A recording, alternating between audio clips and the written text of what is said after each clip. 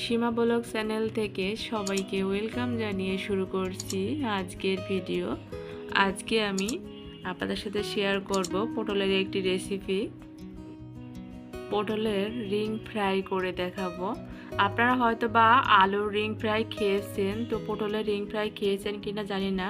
যারা খাননি তারা অবশ্যই এটি ফলো করে অবশ্যই বাসায় তৈরি করবেন এবং খুবই মজাদার একটি রেসিপি।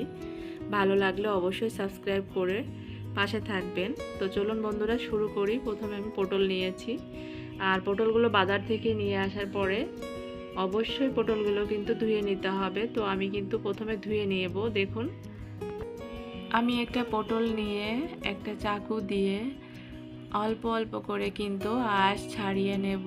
এবার দুপাশের মুখটা আমি কেটে নেব। তো কয়েকটা ছিক নিতে হবে, আমি কয়েকটা ছিক নিয়েছি। দেখুন, যেহেতু আমি এখানে পটলের রিং ফ্রাই করব, তো অবশ্যই এখানে এটা লাগবে। আর এখানে যে ছিকগুলো নিয়েছি, তো ছিক দিয়ে আমি কিন্তু পটলটা গেঁথে নেব এরকম করে সবগুলো আগে। আর হ্যাঁ বন্ধুরা, এখানে অবশ্যই কিন্তু কচি পটল নেওয়ার চেষ্টা করবেন, তাহলে ভালো হবে। এবার আমি একটা বটি নিয়ে দেখুন এরকম করে আমি কিন্তু কেটে নেব। ঠিক এরকম করে একদম ইজি কিন্তু কাটা, আপনারা খেয়াল করবেন একটু।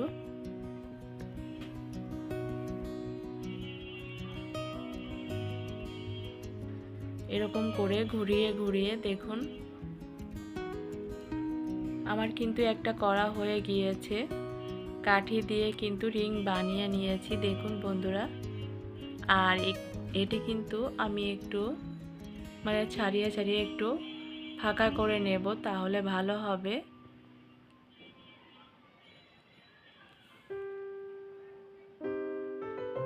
তো আমি আপনাদের আরেকটা দেখিয়ে দেব একদম কাছ থেকে। দেখুন,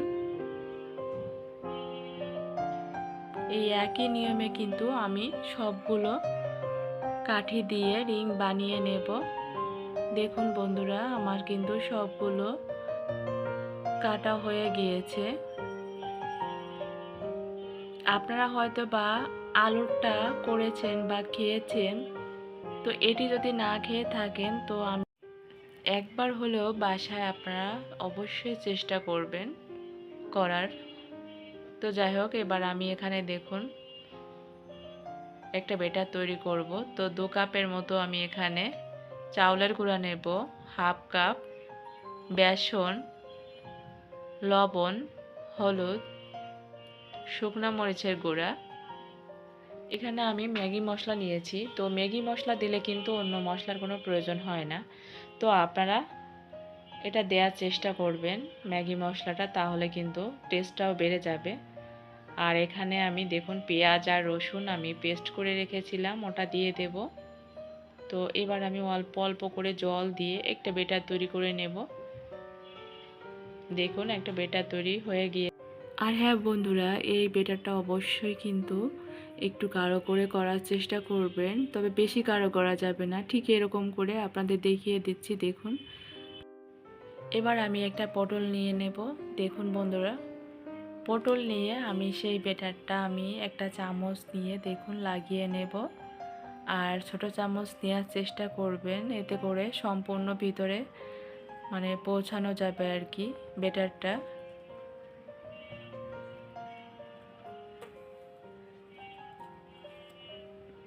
এরকম করে আমি কিন্তু ভিতরে দিয়ে দেব। দেখুন সব জায়গায় একদম ভালোভাবে লাগিয়ে নেব।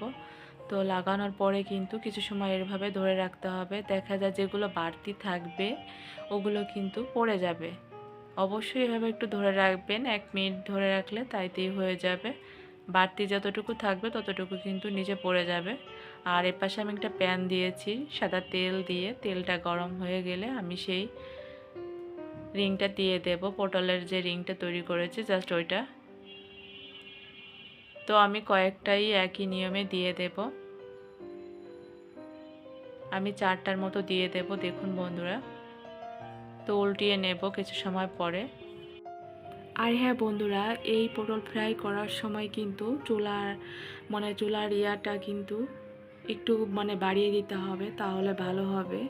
তা না হলে কিন্তু নরম হয়ে যাওয়ার সম্ভাবনা থাকবে। তো দেখুন আমি চুলাটা একটু বাড়িয়ে দিয়েছি আর একদম ইজি, কিন্তু আমার কিন্তু অলরেডি কিন্তু ভাজা হয়ে গিয়েছে। আপনারা কতটা বুঝতে পারছেন তো জানি না। আর এটি একদম মুচমুচে খেতে, মানে জাস্ট আমি যেহেতু উপরে যে ছালটা থাকে ওটা কিন্তু আমি কম ছাড়িয়েছি, কারণ সবুজ সবুজ দেখা যাচ্ছে। আপনারা হয়তো বা বুঝতে পারছেন কিনা জানি না, তবে এটি একদম মুচমুচে খেতে আর এটি এতটাই মজা বন্ধুরা, মানে বোঝাতে পারবো না, জাস্ট একদম জমে যাবে।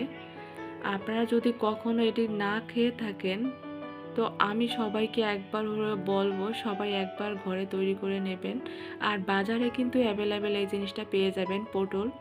আর পটল দিয়ে কিন্তু অনেক রেসিপি হয়ে থাকে। তো যাই হোক বন্ধুরা, আমার রেসিপিটি কেমন হয়েছে অবশ্যই